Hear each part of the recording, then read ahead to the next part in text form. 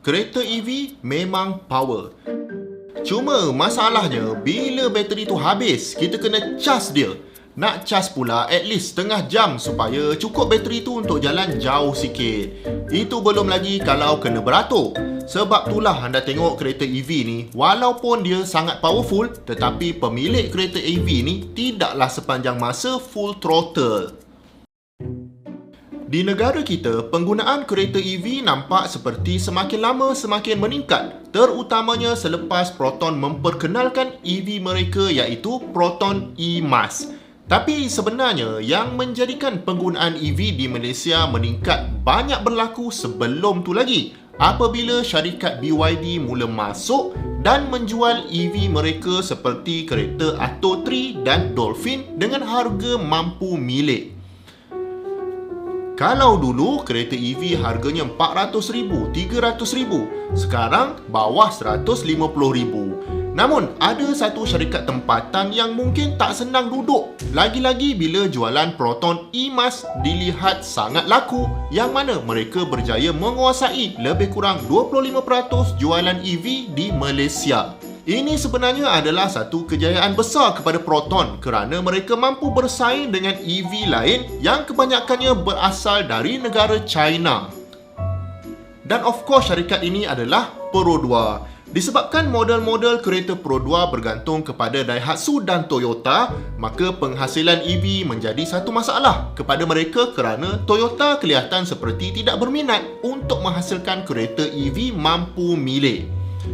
Dengan penguasaan pasaran yang sangat besar, sudah tentu Toyota tidak akan menghadapi masalah jika mereka ingin bersaing secara serius dalam kenderaan EV. Maka, ketiadaan model-model EV Toyota yang bersaing dari segi harga menunjukkan Toyota secara sengaja tidak berminat membangunkan EV dan lebih memfokuskan usaha mereka terhadap kenderaan hybrid dan teknologi-teknologi yang lain. Maka untuk membolehkan Perodua menghasilkan EV mereka sendiri, maka segala pembangunan perlu dibuat secara in-house menggunakan kepakaran tempatan. Sudah pastinya untuk membina satu persatu komponen secara sendiri akan mengambil masa 5 ke 6 tahun. Dan by the time development tu dah siap nanti, dah ada pun teknologi lain yang lebih canggih.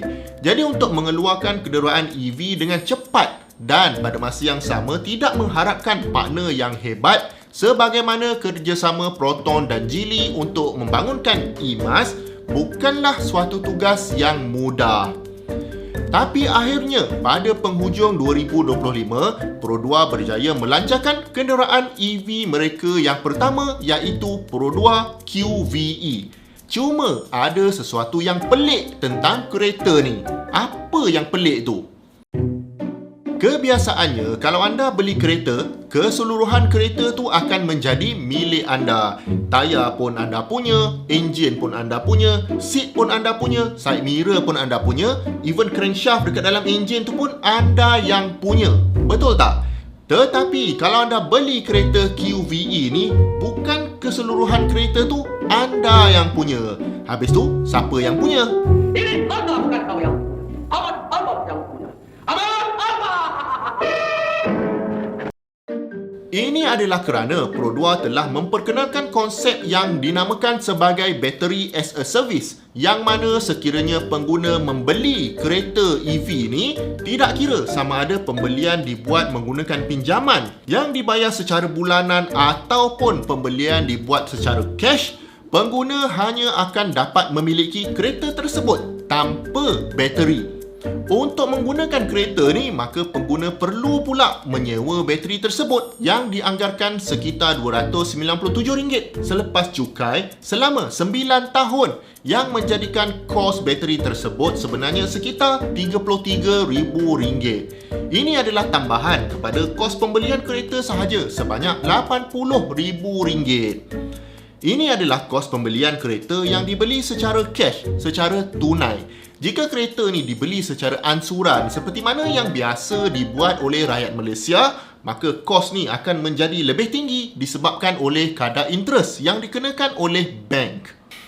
Jadi sebenarnya, sekiranya anda membuat bayaran ansuran untuk kereta bernilai RM80,000 selama 9 tahun contohnya, bayaran ansuran bulanan untuk kereta sahaja adalah sekitar RM820 bergantung kepada kadar interest dan perlu ditambah pula sekitar RM300 untuk menyewa bateri. Ini menjadikan jumlah yang perlu anda bayar setiap bulan lebih kurang RM1,120. Jika anda memilih untuk membuat ansuran selama 7 tahun sahaja untuk kereta, maka komitmen bulanan ni tinggi sikit. Tetapi anda masih perlu membayar sewaan untuk bateri walaupun ansuran kereta anda telah dibayar penuh selepas 7 tahun kerana kontrak untuk bateri ini adalah selama 9 tahun. Sebagai perbandingan, ansuran bulanan Proton eMAS adalah sekitar RM700 sebulan sahaja tanpa perlu menyewa bateri. Namun sebenarnya kaedah menyewakan bateri kepada pengguna EV ni bukanlah tidak pernah dibuat sebelum ni. Syarikat seperti NIO dari negara China telah menawarkan bateri as a service kepada pengguna mereka lebih awal dari Pro 2 lagi. Namun, pengguna melihat kaedah ni seolah-olah mereka subscribe kepada servis bateri tersebut.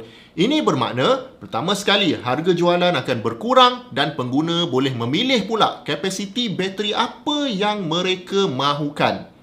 Contohnya, jika pengguna telah plan bahawa EV mereka akan digunakan untuk pergi balik kerja dalam jarak yang dekat, maka mereka boleh subscribe kepada bateri berkapasiti kecil. Kemudian, katakanlah ada satu masa tertentu, mereka ingin menggunakan pula kereta tersebut untuk long distance. Maka mereka boleh tukar bateri tersebut pula kepada bateri yang kapasitinya lebih besar untuk long distance.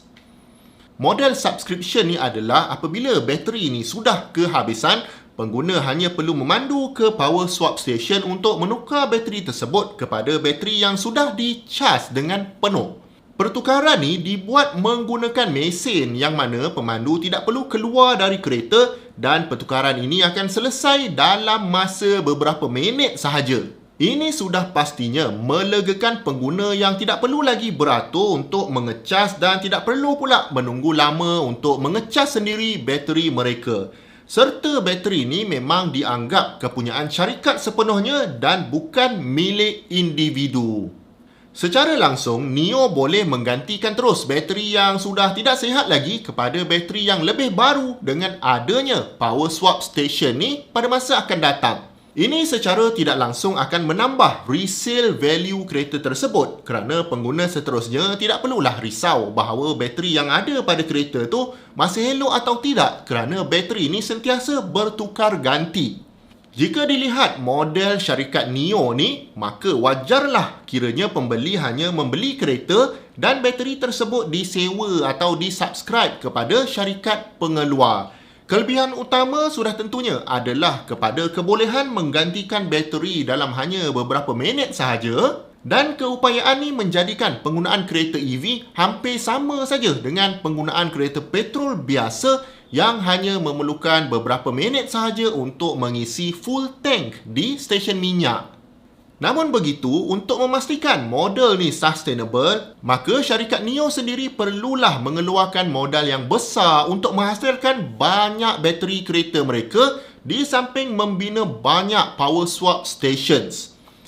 Secara ideal, power swap station ni perlulah sebanyak stesen minyak yang terdapat di negara kita.